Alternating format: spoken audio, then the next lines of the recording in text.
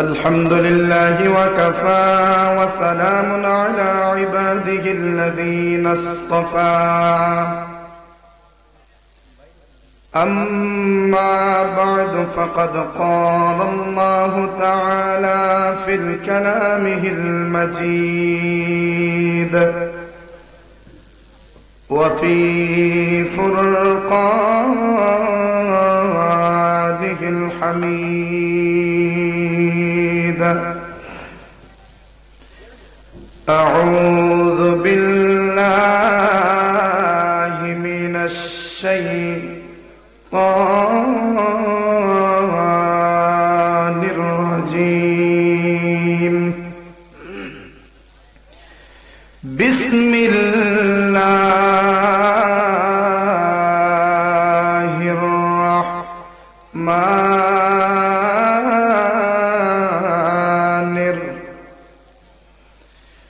ولو أنهم إذ ظلموا أنفسهم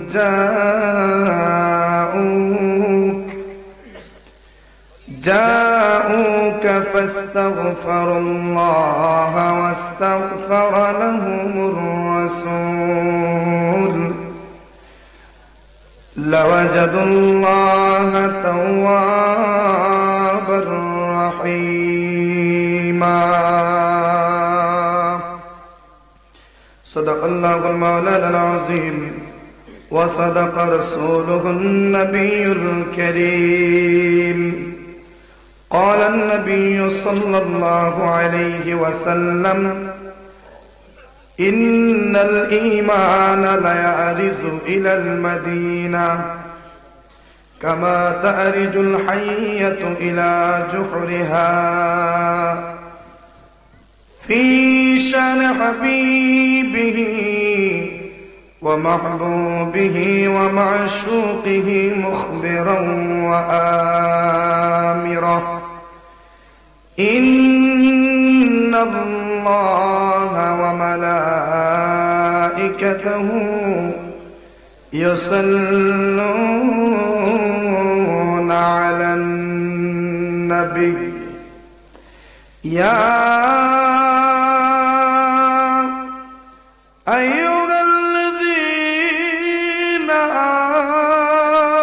آمنوا صلوا عليه وسلموا تسليما اللهم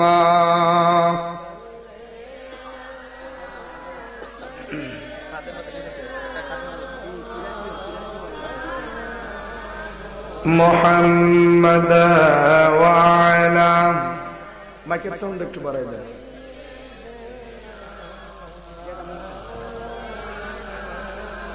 محبت করি اللهم صل ما شاء الله مولانا محمد وعلى آل سيدنا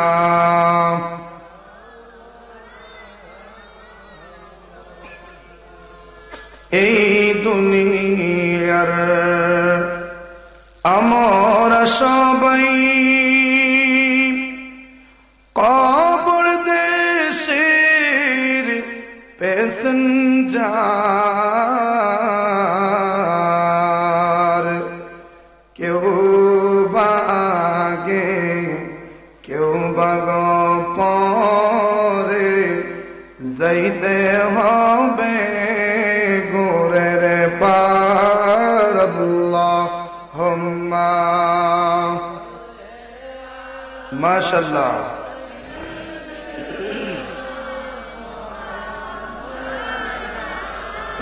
محمد وعلى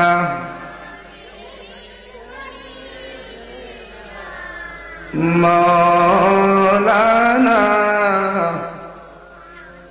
لا إله ভালো লাগে লা ইলাহা মোহাব্বত লা ইলাহা লা লা ইলাহা লা ইলাহা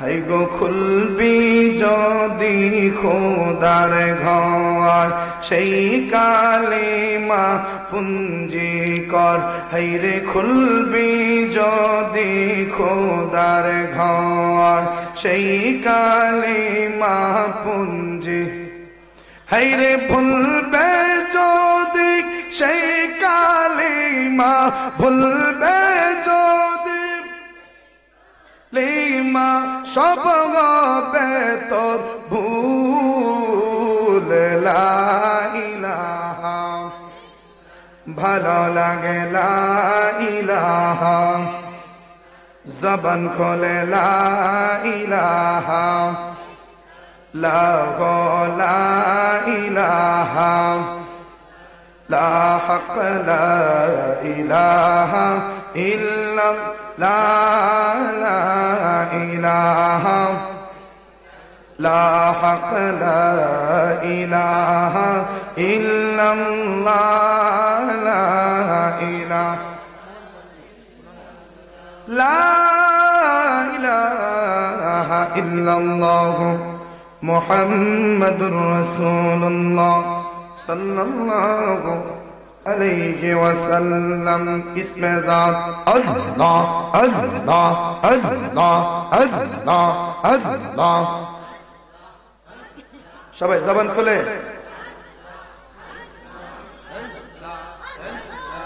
একসাথে এক তালে এক আওয়াজ আল্লাহ আল্লাহ আল্লাহ আল্লাহ আল্লাহ আল্লাহ আল্লাহ জিকির কর মুমিন গৌয়ান জিকির কর আশিক গৌয়ান জিকিরেতে আল্লাহ রাজি জিকিরেতে আল্লাহ রাজি রাজি নবী গৌয়ান জিকির কর মুমিন গৌয়ান জিকির কর জাকির গৌয়ান আল্লাহ আল্লাহ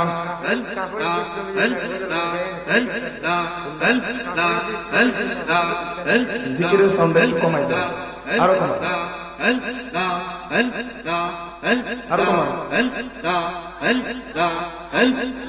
আল্লাহ আল্লাহ আল্লাহ বেশি করে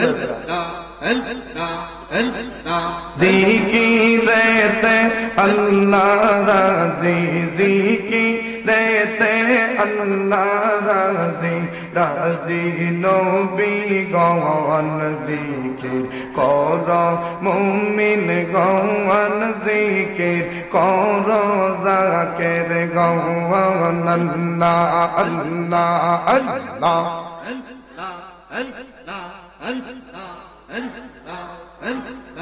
জিকিরে যার ইচ্ছা হয় না তার দিলেতে তাল বাহানা জিকিরে যার ইচ্ছা হয় না তার দিলেতে তাল বাহানা জিকির সারা নামাজ হয় না জিকির সারা নামাজ হয় না মসনবীর বর্ণওয়ান জিকির কর মুমিন গৌয়ান আল্লাহ আল্লাহ আল্লাহ আল্লাহ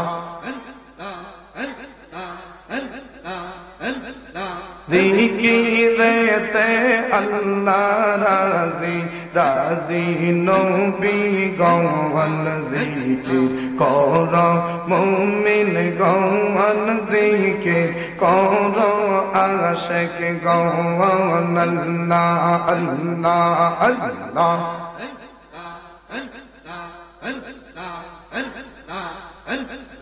জিকিরে যে করবে হেলা সে হবে শয়তানের চেলা জিকির দেজে করবে হেলা সে হবে শয়তানের চেলা বুঝবি সেই দিন কত জালা বুঝবি সেই দিন কত জালা দোজখে গমন জিকির কর মুমিন গমন আল্লাহ আল্লাহ আল্লাহ জিকিরেতে আল্লাহ রাজি রাজি নবী গওয়ান জিকির কর মুমিন গওয়ান জিকির কর আশিক গওয়ান আল্লাহ আল্লাহ আল্লাহ আল্লাহ লা ইলাহা ইল্লাল্লাহ মুহাম্মাদুর রাসূলুল্লাহ সাল্লাল্লাহু আলাইহি ওয়াসাল্লাম। উপস্থিত শতমুখা সৈয়দনা হযরত সৈয়দ মিরান শাহ তাতারী রহমাতুল্লাহি আলাইহি ওনার স্মরণে সুন্নি যুব সংঘের উদ্যোগে আয়োজিত দ্বিতীয় বার্ষিক পবিত্র সুন্নি মহাসম্মেলনের মহতারাম সম্মানিত সভাপতি হযরত মাওলানা ইয়াসিন আহমদ আল কাদরি সাহেব, সুজাতপুর সহসভাপতি হাজী মোহাম্মদ রুকনউদ্দিন সাহেব, বিশিষ্ট মুরব্বী শতমুখা পুরানহাটি, আজকের মাহফিলের যিনি সম্মানিত প্রধান অতিথি, প্রধান মেহমান আলা, আন্তর্জাতিক খ্যাতি সম্পন্ন প্রখ্যাত আলেম দ্বীন মুনাজিরে আহলে সুন্নাহ পীরে তরিকাত रहनुमाए शरीयत औलाद वली अल्लामा अलहाज हजरत मौलाना मुफ्ती मुश्ताक अहमद कादरी अलवैसी फिर सागे हुजूर किबला मद्दजिल्लहुल आलिया बारकल्लाहु फी हयाती शुक्र कुरि आमीन। पीर साहेब खानेका इरफानिया कचुआ दरबार शरीफ प्रतिष्ठाता ও পৃষ্ঠপোষক জামিয়া মতিনিয়া সুন্নিয়া দাখিল মাদ্রাসা নাসিরনগর, আজকের মাহফিলের সম্মানিত প্রধান আকর্ষণ, যিনি আমার পূর্বে মন মাতানো কণ্ঠে গুরুত্বপূর্ণ তাকরীর পেশ করেছেন, সুন্নিয়তের বলিষ্ঠ কণ্ঠস্বর, দলিল ভিত্তিক আলোচক হযরত মাওলানা শাহনুর আলম মুজাহিদি সাহেব, কামিল MA ফার্স্ট ক্লাস, খতিব আতুপুরা জামে মসজিদ। আজকের মাহফিলের যিনি প্রধান বক্তা হিসেবে আলোচনা করেছেন হযরত মাওলানা হাফেজ বুরহানুদ্দিন সাহেব, সুপার সৈয়দ উসমান শাহ রহমাতুল্লাহ আলাইহি সুন্নিয়া দাখিল মাদ্রাসা শতমুখা, হযরত মাওলানা আব্দুল হামিদ নঈমি সাহেব হবিগঞ্জ। বিশেষ করে উপস্থিত রয়েছেন হযরত মাওলানা হাফেজ নজিমউদ্দিন আল কাদরি সাহেব, মাওলানা মীর নিজামউদ্দিন আল কাদরি সাহেব, মাওলানা হাফেজ কাজী মোহাম্মদ আল কাদরি সাহেব সহ পরিচালনার দায়িত্বে রয়েছেন হাফেজ কারি মীর মোহাম্মদ মাসুম বিল্লাহ সাহেব সহ দিগার উলামায়ে কেরাম। বিশেষ করে আমার সেলিম ভাই, যিনি আমাকে দাওয়াত করেছেন, গত বছরও দাওয়াত করেছিলেন।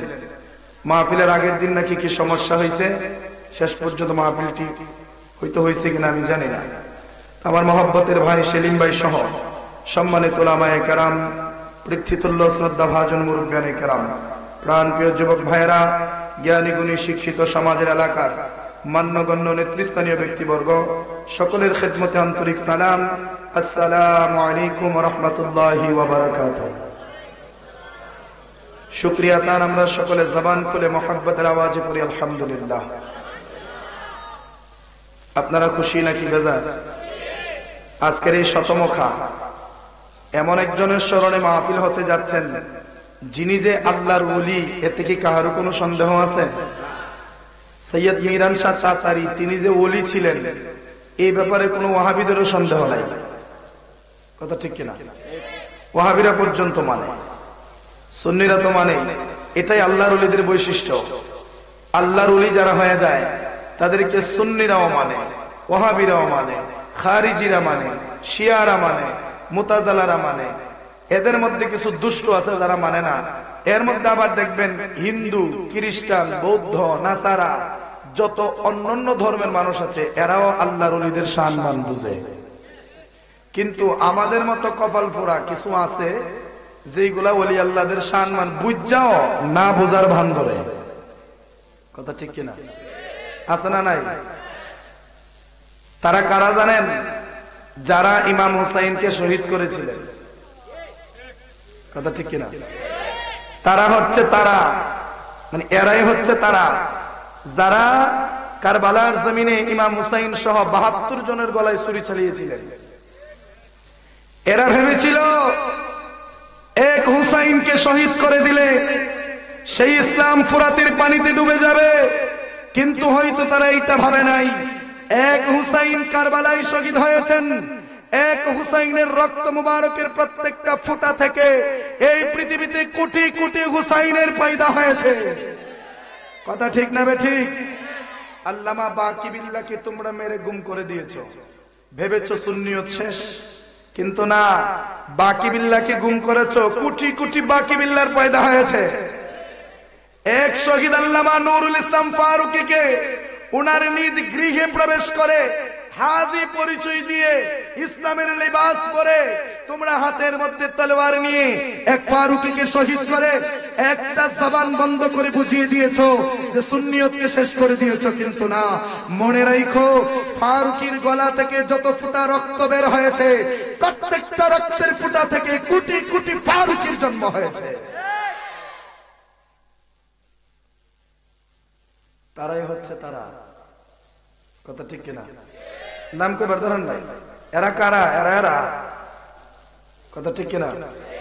এরা হচ্ছে ইয়াজিদের শাস্তল ভাইয়ের ঘরের মান্তল ভাই। কথা ঠিক কিনা? মনে রাখবেন, আমি সুন্নি, আমার বাবা যদি রাসূলুল্লাহর শানে বেয়াদবি করে আমি আমার বাবাকেও ছাড় দেব না।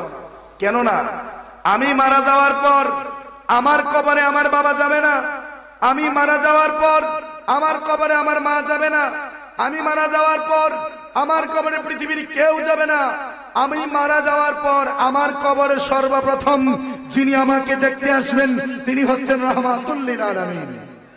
তো যেই নবী আমার কবরের সাথী হবেন আমি ওই নবীর জন্য পৃথিবীর যে কোনো মানুষকে মাইনাস করতে রাজি আছি। কথা ঠিক না ঠিক? আমার সাথে কি একমত? আমি কি বেশি কয়ে লিখতেছি না উচিত কথা? এরপরে কেউ আমি বালা না। হ্যাঁ, ওই তাহির সাহেবের একটা ডায়লগ আছে না, না আমি যখন বালা না বালা লই তাই। কথা ঠিক না ঠিক? মনে রাখবেন, যুগ যুগ ধরে একমাত্র হকের উপরে যারা অটল ছিলেন তারাই হচ্ছে সুন্নি। এটা আমি আলোচনার মাঝখান দিয়ে আপনাদেরকে বুঝাইয়া দেব সুন্নিরা কিভাবে হক। আচ্ছা বলেন, এখানে যারা বসছেন বেশিরভাগ মানুষ কিন্তু কচুয়া দরবার শরীফের মুরিদ। কথা ঠিক কিনা? আচ্ছা, এখানে মোটামুটি যতজনই আছেন দেখি একটা আন্দাজ, এখানের মধ্যে কারা কারা কচুয়ার মুরিদ? সবাই বলে মারহাবা। আপনারা যারা কচুয়ার মুরিদ আপনারা কি মাজার বিরোধী না মাজার পন্থী? মাজার পন্থী। আমি কি মাজার বিরোধী না মাজার পন্থী? হুজুর কি মাজার বিরোধী না মাজার পন্থী? মাজার পন্থী। একটু বুঝবেন, যুগ যুগ ধরে মাজারের বিরোধিতা তারা এই জন্যই করতেছে, কারণ মাজার যদি এই পৃথিবী থেকে উঠাইয়া দেওয়া যায় তাহলে ইসলামের অস্তিত্ব থাকবে না। একটা জিনিস হিসাব করে দেখেন, আমরা যেই দলে আছি, আমাদের যারা আকাবের, আমাদের যারা ইমাম, ওনাদের মাজার আছে কিনা একটু চিন্তা করে দেখেন। আমার দয়াল নবীজির রওজা শরীফ আছে না নাই? সিদ্দিক আকবরের রওজা শরীফ আছে না নাই? ফারুক আজমের রওজা শরীফ আছে না নাই? ইমাম হুসাইনের মাজার শরীফ আছে না নাই? মাওলা আলীর মাজার শরীফ আছে না নাই? জোরে বলেন। ইমাম জাফর সাদেকের মাজার আছে না নাই? ইমাম জৈনুল আবদিনের মাজার আছে না নাই? হুজুর গৌসে পাকের মাজার আছে না নাই? খাজা আজমিরের মাজার আছে না নাই? সৈয়দ মিরান শাহ তাতারির মাজার আছে না নাই? বাবা শাহজালালের মাজার আছে না নাই? শাহপানানের মাজার আছে না নাই? নাসিরউদ্দিন সিফাতুল্লাহর মাজার আছে না নাই? আমাদের ব্রাহ্মণবাড়িয়া কেল্লা শাহর মাজার আছে না নাই? তো আমি যেই নামগুলি বললাম যাদের মাজার আছে ওনারা কি হক ছিলেন না বাতিল? জোরে বলেন, জোরে বলেন। ওনারা কি জান্নাতি ছিলেন না জাহান্নামী? জান্নাতি। এবার আসেন, যেই যেই নামগুলি এখন বললাম সবাই জান্নাতি, এতে কোনো সন্দেহ? এবার বলেন, আপনি আমি কি ওনাদের পক্ষে না বিপক্ষে? জোরে বলেন, ওনাদের আকীদার পক্ষে না বিপক্ষে? যদি পক্ষে হয়ে থাকি তাহলে ওনারা যদি জান্নাতি হয় আমরা জান্নাতি দলে আছি। এবার আসেন, যারা মাজার মানে না, যারা মাজার মানে না তাদের দলের মধ্যে মাজার নাই নমরুদের, মাজার নাই ফেরাউনের, মাজার নাই সাদ্দাতের, মাজার নাই কারুনের, মাজার নাই ইয়াজিদের, মাজার নাই আবু জাহিল্লার। কথা ঠিক না ঠিক? আর বেশি দূরে গেলাম না, এই যে যেই নামগুলি বললাম তাদের মাজার নাই, তার মানে তোমরা যারা মাজার মানো না তোমরা আবু জাহেল পন্থী। কথা ঠিক না ঠিক? আমরাই হক তরিকতের রাস্তায় আমরা যারা আছি, আমরাই মরণ পর্যন্ত ইমানটাকে ধরে রাখার একটা সুবর্ণ সুযোগ আমাদের হাতে আছে। কারণ যখনই আমরা মুসিবতে পড়ে যাই, যখনই আমাদের ইমান নিয়ে টানা হেঁচড়া শুরু হয়ে যায়, তখনই আমরা ওলি আল্লাহদের দরবারে যাই, গেলেই আত্মাটা শান্ত হয়ে যায়। কথা ঠিক কিনা? খুসরবি আছি লাগি না সরওয়ারে আছি লাগি, খুসরবি আছি লাগি না সরওয়ারে আছি লাগি, हम फकीरों को मदीने, हम फकीरों को मदीने की गलियां अच्छी लगी, खुसरवियां अच्छी लगी ना सरवारे अच्छी लगी, खुसरवियां अच्छी लगी ना सरवारे अच्छी लगी। मोहब्बत बोलें ना मरहबा।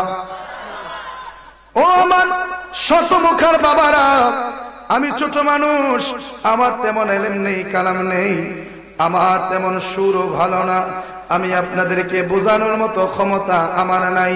তারপরেও আমি যতটুকু বুঝি আপনাদেরকে বোঝানোর জন্য চেষ্টা করব। আপনারা বুঝে থাকলে বলেন, একমাত্র সুন্নিরাই জান্নাত নাজাত প্রাপ্ত দল, একমাত্র সুন্নিরাই নাজাত প্রাপ্ত দল। কারণ এই দলে হুজুর গৌসে পাক রয়েছেন, এই দলে খাজা আজমির রয়েছেন, এই দলে বাবা সৈয়দ মিরান শাহ তাতারি রয়েছেন। কথা ঠিক কিনা? বাবার আমার এই জন্য নিরাশ হওয়ার কোনো দরকার নাই, নিরাশ হওয়ার কোনো কারণ নাই। আমরা হকপন্থী, তাতে কোনো সন্দেহ নাই। যত বাতিল আছে সমস্ত বাতিলেরা যদিও আলাদা আলাদা দলে বিভক্ত, কিন্তু মূল একটাই। কথা ঠিক কিনা? যদিও তারা আলাদা আলাদা দলে বিভক্ত, কিন্তু মূল তাদের একটাই। যেমন ভাবে রৌশনের কড়াগুলি আলাদা আলাদা, কিন্তু রৌশনের মূল কিন্তু একটা। এইভাবে সমস্ত বাতিলরা যদিও আলাদা আলাদা, কিন্তু তলে তলে সব বাতিলরাই এক। কথা ঠিক না ঠিক? একমাত্র একটাই দল আছে, যেই দল কোনোদিন বাতিলের সাথে আপোষ করে না, ওই দলটার নাম হচ্ছে আহলুস সুন্নাত ওয়াল জামাত। কথা ঠিক না ঠিক? বাবারা আমার, আল্লাহর নবী রাহমাতুল লিল আলামিনের উম্মত আমরা হয়েছি। মনিটরটা আছে না, ইকুটা বেশি বাইরে, মানে আমার বুকের মধ্যে ব্যথা তুলল না। মনিটরটা একটু অফ করুন তো, 2 মিনিটের জন্য আমি দেখি, যদি হয় তাহলে আলহামদুলিল্লাহ। মহব্বতে বলেন মারহাবা, জোরে বলেন আলহামদুলিল্লাহ। আচ্ছা, এখন যেমন নাচেন না চালাই, হ্যাঁ, আবার লাগলে কমু নাই। এখন চিন্তা আমরা জান বাঁচাবে লাগি নাকি, জান মাইবেন না। আল্লাহর নবী রাহমাতুল লিল আলামিন, আমরা ওই নবীকে ভালোবাসি, ওই নবীকে মহব্বত করি। বাবা কথা বোঝা যায় তো? এগুলো অফ করে দিছি, কারণ এগুলো আমার বুকে সমস্যা হয়, এমনিতে ঠান্ডার কষ্টে ভুগতেছি। হ্যাঁ, আচ্ছা যাক, এখন ঠিক আছে, মোটামুটি এখন ঠিক আছে না? আচ্ছা বাবারা আমার, আমরা এমন একজন নবীর উম্মত হয়েছি, যেই নবী রাহমাতুল লিল আলামিন, আল্লাহ তাআলা যেই নবীকে এমন লকব দিয়েছেন, যেই লকব আর কোন নবীকে দেওয়া হয় নাই। আদম আলাইহিস সালাতু ওয়াস সালাম থেকে আমার নবী পর্যন্ত 1,24,000, মতান্তরে 2,24,000 আম্বিয়া কেরাম এসেছেন। এই আম্বিয়া কেরামগণগুলির মধ্যে আল্লাহর নবী রাহমাতুল লিল আলামিনকে আমার আল্লাহ এমন একটা লকব দিয়েছেন, যে লকব আর কোন নবীদেরকে দেয় নাই। যেমন আদম আলাইহিস সালাম কে লকব দিয়েছেন আদম ও সফিউল্লাহ, হযরতে ইব্রাহিম আলাইহিস সালাম কে লকব দিয়েছেন ইব্রাহিম ও খলিলুল্লাহ, ইসমাঈল আলাইহিস সালাম কে লকব দিয়েছেন ইসমাঈল ও জবিহুল্লাহ, হযরতে মূসা আলাইহিস সালাম কে লকব দিয়েছেন মূসা কালিমুল্লাহ, ঈসা আলাইহিস সালাম কে লকব দিয়েছেন ঈসা রূহুল্লাহ, খলিলুল্লাহ, সফিউল্লাহ, রূহুল্লাহ, জবিহুল্লাহ, নাজিউল্লাহ। যতগুলি লকব আল্লাহ নবীদেরকে দিয়েছেন, সমস্ত লকবের অর্থ একটাই দাঁড়ায়, সর্ব সর্বশেষ অর্থ গিয়ে একটাই দাঁড়াই, সবাই আমার আল্লাহর জন্য দেওয়ানা, সবাই আমার আল্লাহর জন্য পাগল, সবাই আমার আল্লাহর জন্য দেওয়ানা, সবাই আমার আল্লাহকে চায়। কিন্তু হাবিবুল্লাহ আদম নবীর লকব না, হাবিবুল্লাহ মুসা নবীর লকব না, হাবিবুল্লাহ ঈসা নবীর লকব না, হাবিবুল্লাহ এমন একজন নবীর লকব যিনি আপনার নবী আমার নবী। আদম সফিউল্লাহ, সফিউল্লাহ, খলিলুল্লাহ, জবিউল্লাহ, রূহুল্লাহ, নবিউল্লাহ, যতগুলি লকব আছে সবগুলার অর্থ হলো সবাই আমার আল্লাহকে চায়, সবাই আমার আল্লাহকে চায়। কিন্তু আমার নবীর লকব হলো হাবিবুল্লাহ। হাবিবুল্লাহর মানে হলো স্বয়ং আমার আল্লাহ আমার নবীর সন্তুষ্টি চায়। আল্লাহ নবীকে খুশি রাখতে চায়, এই জন্য তো ডাক দেখো হাবিব, ও দোস্ত আমার, বন্ধু আমার, আপনি কি চান বলেন গো নবী? আমার নবী ডাক দেয়া বলেন, আল্লাহ আমি তো দুনিয়ার জমিনে কোনো দ্বন্দ্ব চাই না, আমি দুনিয়ার জমিনের টাকা পয়সা চাই না, আমি যদি চাই তুমি আল্লাহ আমার জন্য উহুদ পাহাড়টা স্বর্ণের পাহাড় বানায়া দাও। আল্লাহ ডাক দেয়া কয়, হাবিব যদি উহুদ পাহাড়টা স্বর্ণের পাহাড় বানাতে বলেন আমি উহুদ পাহাড়টার স্বর্ণের পাহাড় বানায়া দেব।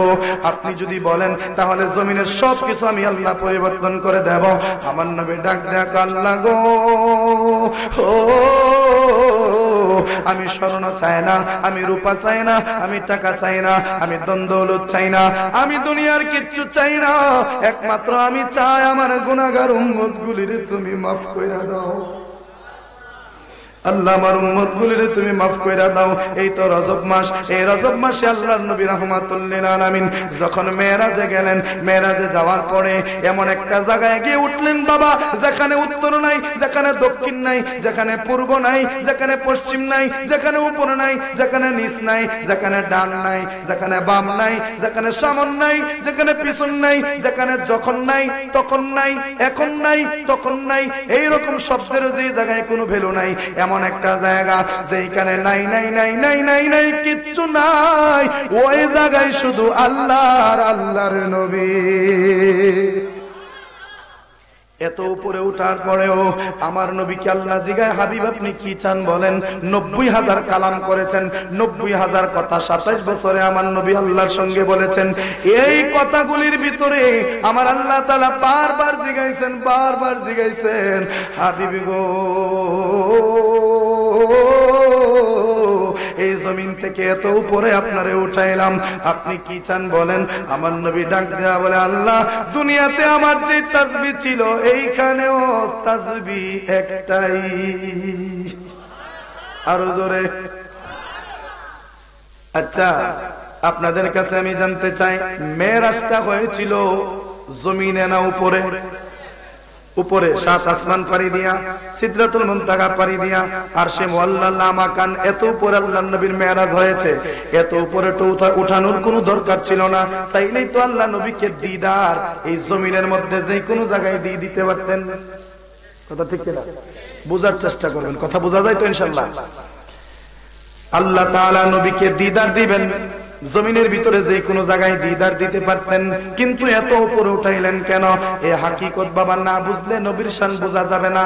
আপনারা সবাই জানেন হযরতে বাবা আব্দুল্লাহ রাদিয়াল্লাহু তাআলা, নবীজির যেই বাবা, উনি কিন্তু নবীজি ইন্তেকালের 6 মাস আগে, নবীজি দুনিয়াতে আসার 6 মাস আগে ইন্তেকাল করেছেন।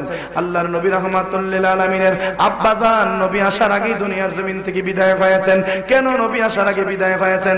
এই কারণটা কি আপনারা বুঝেননি? আল্লাহর নবী রাহমাতুল লিল আলামিন সর্বশ্রেষ্ঠ নবী হইয়া দুনিয়ার জমিনে আসবেন, নবীর বাবাকে আল্লাহ আগে নিয়ে যাবেন কেন? বাবা চলে গেলে সন্তান যে কষ্ট করে বড় হতে হয়, এইটা কি আল্লাহ জানেন না? যদি জানেন তাইলে বাবাকে নিয়ে গেলেন কেন? এইটার মানে যদি বোঝা লাগে তাইলে নবীর শানের দিকে নজর দিতে হবে।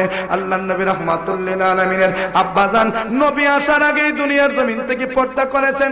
এর কারণ হলো আমার আল্লাহ ডাক দেয়া কয়, হাবিব গো, আপনার বাবা যখন দুনিয়ার জমিনে বেঁচে থাকবে, আপনার বাবা যদি বেঁচে থাকে, কোন মজলিসে আপনি যদি বক্তব্য দিতে চান, ওই মজলিসে আপনার বাবা গিয়ে উপস্থিত হলে আপনি নবী নিজে সম্মানার্থে চেয়ার ছেড়ে দিবেন, বাবাকে চেয়ারে বসাবেন। এইটা আপনার সহ্য হইলেও আমি আল্লাহর সেটা সহ্য হবে না। আপনার সহ্য হলেও সেটা আমার সহ্য হবে না। বাবাকে চেয়ারে বসাইয়া আপনি নবী জমিনে বসবেন, এইটা সহ্য করতে পারবো না। এই জন্য আপনার বাবাকে আগেই নিয়ে গেলাম, যেন এই দিক দিয়ে সম্মানের কোনো হানি না হয়। আরো জোরে। আর একটা কারণ হলো, হাবিব গো, ও দোস্ত আমার, বন্ধু আমার, আপনার বাবাকে কি আমি নিয়ে গেলাম, এই জন্য বুঝি মনের মধ্যে কষ্ট পাইতেছেন। ও নবী গো, কষ্ট পায়েন না। আপনার বাবা যদি দুনিয়াতে থাকতো তাইলে তো আপনারে হাত ধইরা ঘুরাইতে পারতো, আপনারে হাত ধইরা বাজারে নিতে পারতো, আপনারে হাত ধইরা মক্কার অলিগলি ঘুরাইতে পারতো। কিন্তু হাবিব আমার, দোস্ত আমার, বন্ধু আমার, আপনার বাবা নাই তো কি কইছে, আপনার বাবা থাকলে শুধু মক্কা ঘুরাইতো, মদিনা ঘুরাইতো। আপনার বাবার আমি নিয়ে গেছি ঘুরবার, যদি শখ লাগে নবী বলেন আপনাকে আমার বাড়িতে দাওয়াত করব। আরো জোরে। বাপে ঘুরাইলে আর কদ্দুর ঘুরাইতো, নবী গো আমি আল্লাহ স্বয়ং আপনারে ঘুরাইয়া ঘুরাইয়া সব দেখাবো। এই জন্য আল্লাহ কই, সুবহানাল্লাযী আসরা বিআবদিহি লাইলাম মিনাল মাসজিদিল হারাম ইলাল মাসজিদিল আকসাল্লাযী বারাকনা হাওলাহু লিনুরিয়াহু মিন আয়াতিনা ইন্নাহু হুয়াস সামিউল বাসীর। আমার আল্লাহ ডাক দিয়া কয়, বান্দারে, ও আমার জগতের বান্দারা শোনো, সুবহানাল্লাযী, যিনি পবিত্র এবং মহিমাময়, যেই মহান মনিব হচ্ছে সুবহান, যিনি তার প্রিয় বান্দাকে, প্রিয় বন্ধুকে ভ্রমণ করিয়েছেন রাত্রের বেলায়। কোথায় থেকে কোথায়? মিনাল মসজিদুল হারাম, মসজিদুল হারাম থেকে ইলাল মসজিদুল আকসা, মসজিদুল আকসা পর্যন্ত। আল্লাযী বারাকনা হাওলাহু, যার চতুর্দিক আমি বরকতপূর্ণ করে দিয়েছিলাম। ও দুনিয়ার মানুষ, দুনিয়ার মানুষ রে, আমার হাবিবকে এই মসজিদুল হারাম থেকে সেই মসজিদুল আকসা পর্যন্ত, ওই মসজিদুল হারাম থেকে মসজিদুল আকসা পর্যন্ত, এই জায়গাটাকে বলা হয় ইসরা। আর মসজিদুল আকসা থেকে লামাকান পর্যন্ত এই জায়গাটাকে বলা হয় মেরাজ। হুজুর আমার দুই পাশে আছেন। মেরাজ শব্দের আবিধানিক অর্থ হচ্ছে ঊর্ধ্বগমন। মেরাজ শব্দের আবিধানিক অর্থ হচ্ছে ঊর্ধ্বগমনের সিঁড়ি। তার মানে উপরে ওঠাটাকে মেরাজ বলা হয়। তো জমিন দিয়ে হাঁটলে সেইটাকে মেরাজ বলে না, ওইটা হলো ইসরা, ভ্রমণ করা। আল্লাহর নবী ভ্রমণ করলেন মসজিদুল আকসা থেকে সরাসরি প্রথম আকাশের উদ্দেশ্যে। আল্লাহর নবী উপরের দিকে উঠতে লাগলেন। ও বাবা, নবী যে উপরের দিকে উঠতেছেন, এইটাকে বলা হয় মেরাজ। মসজিদুল আকসা থেকে নবীর মেরাজ শুরু হয়েছে একদম লামাকান পর্যন্ত। ঘটনা আপনারা সবাই জানেন। মেরাজের কাহিনী আমি বলবো না, শুধুমাত্র নবীর শানটা একটু তুলে ধরার চেষ্টা করতেছি। বাবা, নবীর মেরাজ চাইলে তো জমিনে কইতে পারতো, এত উপরে উঠাইলে কেন? এর মধ্যে দুইটা কারণ আপনাদেরকে বললাম। 3 নাম্বার কারণ হলো, বাবা, আমেরিকার বিজ্ঞান, আমেরিকার চাঁদ গবেষণা কেন্দ্র, যেটার নাম হচ্ছে নাসা। নাম কি? নাসা বিজ্ঞানী। আমার যুবক ভাইয়েরা ভালো জানবেন, নাসা বিজ্ঞানীরা চাঁদের দেশে গেছে, ওইখান থেকে স্যাম্পল নিয়ে আসছে, চাঁদের দেশে কি আছে না আছে সবগুলা নাসা বিজ্ঞানীরা গবেষণা করছে। বাবা, চাঁদ কিন্তু অনেক উপরে, এই পৃথিবীর চাইতে কত গুণ বড়? 13 লক্ষ নেই, 13 লক্ষ। এত বড় চাঁদ। এই চাঁদের মধ্যে বিজ্ঞানীরা গেছে। তো বিজ্ঞানীরা চাঁদে গেল, যদি কিয়ামতের আগে এমন কোন সময় আসে, যে সময়টাতে যদি কোনো বিধর্মী প্রশ্ন করে, আরে মুসলমানের দল, তোদের নবীরে যে বিজ্ঞানীদের বিজ্ঞানী বলস, তোদের নবীরে যে বিজ্ঞানীদের মহাগুরু বলস, আমরা বিজ্ঞানীরা চাঁদের দেশে গেছি, তোরা নবী কুদ্দুর গেছে। কথা ঠিক কিনা? আল্লাহ ডাক দেয়া কয়, জগতের মানুষ, বিজ্ঞানীরা যদি এই প্রশ্ন করে, আমার নবীর শান খাটু করে ফেলতে পারে। এই জন্য আমি আল্লাহ তো আলিমুল গায়ব, সব জানি, কিয়ামতের আগে কি হবে না হবে সবগুলা জানি। বিদায় আমার হাবিব রে শুধু চাঁদে নেই নাই, চাঁদও দেখাইছি, সূর্য দেখাইছি, প্রথম আসমানে নিছি, প্রথম আসমান থেকে দ্বিতীয় আসমান, দ্বিতীয় আসমান থেকে তৃতীয় আসমান, তৃতীয় আসমান থেকে চতুর্থ আসমান, চতুর্থ আসমান থেকে পঞ্চম, পঞ্চম থেকে ষষ্ঠ, ষষ্ঠ থেকে সপ্তম, সপ্তমের পর হচ্ছে সিদরাতুল মুনতাহা, এরপরে হচ্ছে 70,000 নূরের পর্দা। একটা পর্দা থেকে আরেকটা পর্দার দূরত্ব 500 বছরের রাস্তা।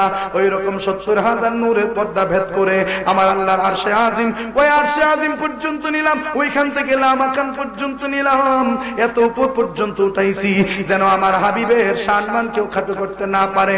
আল্লাহ তাআলা কয়, ওরে জগতের মানুষ, যদি তোরা নবীর সাথে তুলনা করতে চাস, ওরে বিজ্ঞানীর দল, তারা যদি আমার নবীর সাথে তুলনা করতে চাস, তাইলে যদি বেড়া হস, তাইলে প্রথম আসমান ফাড়ি দিয়া দেখা। কথা ঠিক কিনা? আসমান, এই যে প্রথম আসমানটা দেখতেছেন, এই আসমানটা যেটা দেখতেছেন এটা কিন্তু আসমান না। বোঝার চেষ্টা করেন, যে এটা দেখতেছেন এটা আসমান না। এই জমিন থেকে আসমান পর্যন্ত দূরত্ব 500 বছর। কয়শো বছর? 500 বছর। আচ্ছা, একদম গ্রীষ্মকালীন গরমের সময়, যেই সময় কোনো কুয়াশা থাকে না, যেই সময় কোনো মানে আবসা আবসা ভাব থাকে না, একদম ক্লিয়ার থাকে, ওই সময় আপনারা বঙ্গোপসাগরের এই কিনার থেকে ওই কিনারের দিকে তাকাইবেন, আপনারা কি ওই পার দেখতে পারবেন? হ্যাঁ, দেখতে পারবেন না। কি দেখতে পারবেন? দেখতে পারবেন যে একটা কি একটা সাদা সাদা যেন দেখা যাইতেছে, একটা কুয়াশা কুয়াশার মতো লাগতেছে, কিন্তু আপনার মনে হবে বঙ্গোপসাগর মনে হয় এই পর্যন্তই শেষ। ও বাবা, বঙ্গোপসাগরের একবার থেকে আরেকবার আপনি দেখতে পারেন না, চোখের পাওয়ার শেষ হয়ে যায়। 500 বছরের রাস্তা, সেই আসমানরা আপনি দেখবেন কিভাবে? তাইলে দেখেন কি? শোনেন, দেখেন কি? যেটা দেন এটা কি? অনেক সময় দেখি অনেক রঙের আসমান, কিছু সময় কালা হয়ে যায়, কিছু সময় নীল হয়ে যায়, আবার কিছু সময় লাল বর্ণ ধারণ করে, আবার কিছু সময় দেখি রংধনুর 7টা রঙও দেখা যায়। তাইলে এইগুলা কিগুলা কি আসমানও দেখা যায়? না না না না না না বাবা, আসমানে তো উপরে আসমান দেখা সম্ভব না। এই 2 চোখের পাওয়ার যখন উপরের দিক দিয়ে উঠে, 2 চোখের পাওয়ার যেই জায়গায় গিয়ে শেষ হয়ে যায়, ওই জায়গায় চোখের পাওয়ার যখন আর পৌঁছাতে পারে না, তখন চোখের সামনে নীল একটা পর্দা পড়ে যায়। এই জন্য মনে হয় আসমান নীল, কিন্তু আসমান আসলে কোন রঙের আমার আল্লাহ ছাড়া কেউ জানে না। এই যে চাঁদ বলেন 13 লক্ষ গুণ বড় যদি হয়, এই চাঁদ ও পৃথিবীর জমি এই প্রথম আসমানের নিচে। গ্যালাক্সি বলেন, মিল্কওয়ে বলেন, বৈজ্ঞানিক যত তত্ত্ব আছে, যত গবেষণা আছে, সবগুলা প্রথম আসমানের ভিতরে। সুবহানাল্লাহ। কোটি কোটি কোটি কোটি কোটি কোটি কোটি কোটি পৃথিবী যদি একত্র করা হয়, একটা গ্যালাক্সির সমান হবে না, কিন্তু এই গ্যালাক্সিও এই প্রথম আসমানের নিচে। মঙ্গল গ্রহ বলেন, বুধ, শুক্র, পৃথিবী, মঙ্গল, বৃহস্পতি, শনি, ইউরেনাস, নেপচুন, প্লুটো, ভলকান, যতগুলি সূর্যের গ্রহ আছে সবগুলা পৃথিবী সহ সবগুলাই প্রথম আসমানের নিচে। তার মানে প্রথম আসমান এত ছোট না, প্রথম আসমান এত বড়। আল্লাহর সকল কুদরত প্রথম আসমানের ভিতরে। আরো জোরে আল্লাহ কই, এই জন্য নবীর মেরাজ এত উপরে করাই বলে জগতের মানুষ আমার নবীর শান তোরা নাগাল পাইবি তো দূরের কথা, কল্পনাও করতে পারবি না। আমি তোমার প্রেমের ভিখারি ইয়া রাসূলুল্লাহ, আমি তোমার প্রেমের ভিখারি ইয়া রাসূলুল্লাহ, ইয়া হাবিব, আমি তোমার রে, আমি তোমার রে, তোমার প্রেমের গোরসুল নাই যে তুলনা, নাই যে তুলনা গোরসুল, নাই যে তুলনা, তোমার প্রেমে গোরসুল নাই যে তুলনা, নাই যে তুলনা গোরসুল, নাই যে তুলো। আগা তোমার প্রেমে জিন্দা হলো উস্তুনে জান্নানা ইয়া রাসূলুল্লাহ, আমি তোমার প্রেমের ভিখারি ইয়া হাবিবাল্লাহ, ইয়া রাসূলুল্লাহ, আমরা তোমার, আহা আমরা তোমার, হায় হায় তোমার প্রেমেতে আমার কলিজায় আঙ্গার, কলিজায় আঙ্গার গো রাসূল, কলিজায় আঙ্গার, তোমার প্রেমেতে আমার কলি আর কলিজায় গো রাসূল, দেখা দিয়ে শান্ত করো সাকিয়ে কৌসার ইয়া রাসূলুল্লাহ, আমি তোমার ইয়া রাসূলুল্লাহ, তোমার প্রেমের ভিখারি, আমি তোমার আহা হিজাব ওটাও দিদার দেখাও, ধন্য করো মুরে, ধন্য করো মুরে গড়ে শুনে, ধন্য করো মুরে। নবী দেখতে চাননি? জোরে বলেন। আমার নবী দেখতে চান কেন? নবী তো আপনার মতোই। নাউজুবিল্লাহ কোন না? নবী দেখতে চাইলে লাভ হবে কি? নবী তো আমরার মতোই। এখন যদি কোন না হুজুর নবী আমরার মতো না, নবী যদি আমরার মতো না হইতো তাহলে নবীরে দেখলে লাভ হইব কি? নবীরে দেখলে একটাই লাভ হবে, দুজকের আগুনটা হারাম হইয়া যাইব। আরো জোরে এমন কবে নি কথা কইতে কইলেন? নবী কয় মান রাআনি ফিল মানামি ফাকাদ রাআল হক, আমারে যে স্বপ্নে দেখলো সে আমারে বাস্তবে দেখলো। সুবহানাল্লাহ। অন্য হাদিসে কয় মান রাআনি ফিল মানামি ফাকান্নামা রাআনি ফিল ইয়াকযাতি ইন্নাশ শাইতানা লা ইয়াতামাসসালু বি। নবী বলেন যে আমারে স্বপ্নে দেখলো সে জাগ্রত অবস্থায় দেখলো। কেন দেখলো? কারণ ইবলিস শয়তান সবার সুরত ধরতে পারলেও আমি নবীর সুরত ধরতে পারে না। আরো জোরে। অন্য হাদিসে নবী ডাক দিয়া কয় যে আমাকে দেখলো সে জান্নাতি। আমাকে যে দেখতে পারলো না, তবে যে আমাকে দেখলো ওই ব্যক্তিরে যদি সে দেখে তাহলে সেও জান্নাতি। আরো জোরে। এই জন্যই বলি বুজুর্গানি দিন আলেম ওলামা পীর মাশায়েখ আসলে তাদের চেহারার দিকে তাকাবেন, কারণ কোন বুজুর্গ নবী দেখছে সেইটা তো আপনি জানেন না। কারণ নবী দেখলে সেইটা বুজুর্গ কোনোদিন মানুষের সামনে বলবে না, কারণ সেইটা গোপন ইবাদত। এই জন্য আলেম ওলামার চেহারার দিকে তাকাইলে হইতেও পারে যদি ওই আলেম নবী দেখে থাকে, আমি যদি তারে দেখে থাকি আমি অজান্নাতি। হিজাব ওটাও দিদারে দেখাও, ধন্য করো মুড়ে, ধন্য করো মুড়ে গড়ে শুনে, ধন্য করো। এ হিজাব ওটাও দিদারে দেখাও, ধন্য করো মুড়ে, ধন্য করো মুড়ে গড়ে শুনে, ধন্য করো। আহা তোমার দিদার বেগনে পরাণ যে বাঁচে না ইয়া রাসূলুল্লাহ,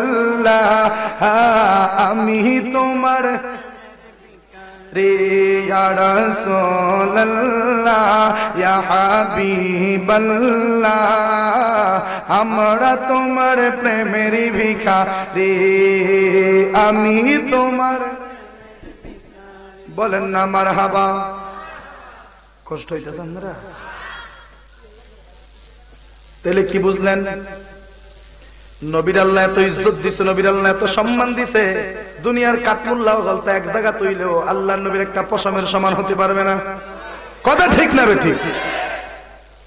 ওই নবী রাহমাতুল লিল আলামিনকে আমরা ভালোবাসি, আর এই ভালোবাসাই হচ্ছে সুন্নিদের লক্ষণ। কারণ বাতিলদের মধ্যে নামাজ আছে, রোজা আছে, তাসবিহ তাহলিল আছে, তাহাজ্জুদ আছে, তাশাহহুদ আছে, আওয়াবিন আছে, ইশরাক আছে, সালাতুত তাসবিহ আছে, তাদের কাছে সব আছে, কিন্তু মহব্বত নামক দৌলত নাই। কথা ঠিক কিনা? এখন বলবেন এটা বুঝলেন কেমনে? যদি মহব্বত নামক দৌলত থাকতো তাইলে কোনদিন নবীরে কাউ বই কইতে পারে না। রাখাল বলতে কিন্তু কইছিনে রাখাল। এখন যে রাখাল কইল, আমাদের আজকের যিনি পীর সাহেব হুজুর মুফতি সাহেব, উনি ফতোয়া দিয়েছেন যে রসুলকে যদি কেউ স্ব ইচ্ছায় স্ব জ্ঞানে কাউবয় রাখাল বলে থাকে রসুলের সম্মান খাটু করার জন্য, তাহলে সে কাফের হয়ে গেছে। কথা ঠিক না বে ঠিক? 20 লাখ 30 লাখ মানুষও লিখে করে তিনি বড় ইমাম সাহেব ক্যাম্পাসে এলো তো আমরা ভাই হাজার হাজার মানুষ। আল্লাহু আকবার, আল্লাহু আকবার। নবী তো গরু রাখেন। হ্যাঁ, তাহলে শুনেন, রসুল বকরি চড়িয়েছেন, কথাটা সত্য। কথা ঠিক কিনা? সমস্ত আম্বিয়া কেরাম বকরি চড়িয়েছেন, কথা সত্য। কিন্তু নবীদের শানে কোন শব্দটা ব্যবহার করতে হবে এটাই জানে না। এই তো সূরা বাকারার ভিতরে আছে, ইয়া আইয়ুহাল্লাযীনা আমানু লা তাকুলু রাইনা ওয়া কুলু যুরনা ওয়াসমাউ ওয়ালিল কাফিরিনা আযাবুন আলীম। আল্লাহ কয়, ও মুমিনরা, ও সাহাবীরা, তোমরা রাইনা কয়ো না, বরং কও উনজুরনা। সুবহানাল্লাহ। না আরো জোরে। এখন রাইনা বলতে নিষেধ করলো কেন বুঝেন? রাইনা শব্দের কয়েকটা অর্থ, এর মধ্যে 2টা অর্থ আরবে প্রচলিত ছিল। এর মধ্যে একটা অর্থ হচ্ছে রাইনা দ্বারা ওইটা বোঝানো হয় যদি রাসূল কোনো কথা বলতেন, সাহাবায়ে কেরাম যদি স্পষ্ট বুঝতে না পারতেন, তখন সাহাবীরা বলতেন রাইনা ইয়া রাসূলুল্লাহ, ও নবী পুনরায় আবার আমাদেরকে শোনান। সুবহানাল্লাহ বলেন। আর এই রায়না কাফেরদের কাছে ছিল এই অর্থে যে রায়না শব্দের অর্থ ছিল রাখাল। কি ছিল? রাখাল।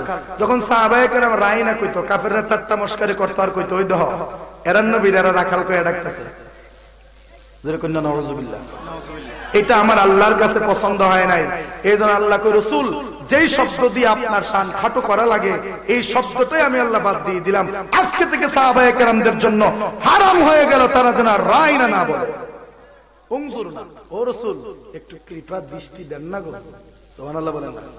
তাহলে যেখানে রাসূলকে রাখাল বলবে ইঙ্গিতে, এইটা আল্লাহর সহ্য হয় নাই।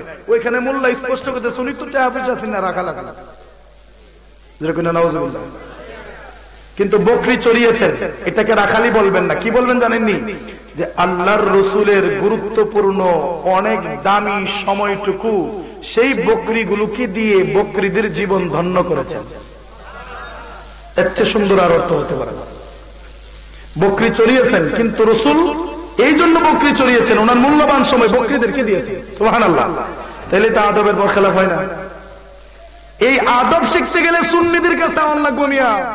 কারণ একমাত্র এই জগতে আদবওয়ালা যদি কেউ থাকে তারাই হচ্ছে সুন্নি। কথা ঠিক না বেঠিক? কষ্ট হইতে জানেন না? বেশি কই লইতেছি নাকি? মরণের ডর সাইরে দিছি বহুত আগে।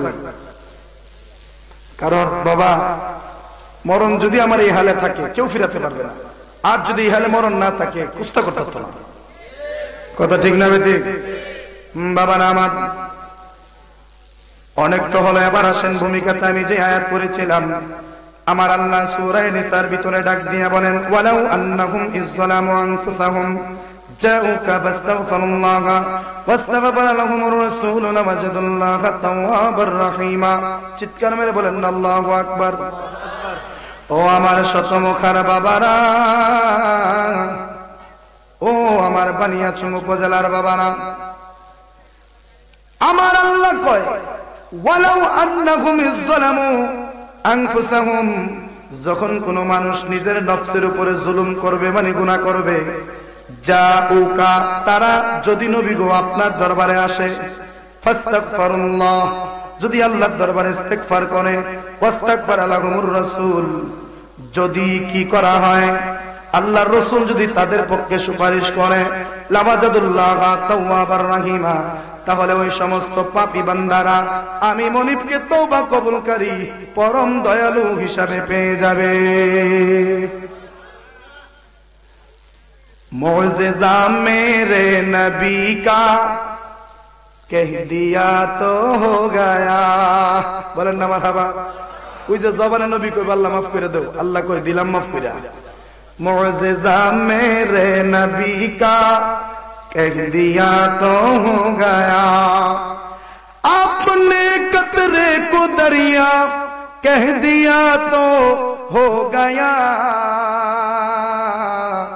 मुअज्जिज़ा मेरे नबी का कह दिया तो हो गया, मुअज्जिज़ा मेरे नबी का कह दिया तो हो गया। ज़ोरे बोलें ना मरहबा।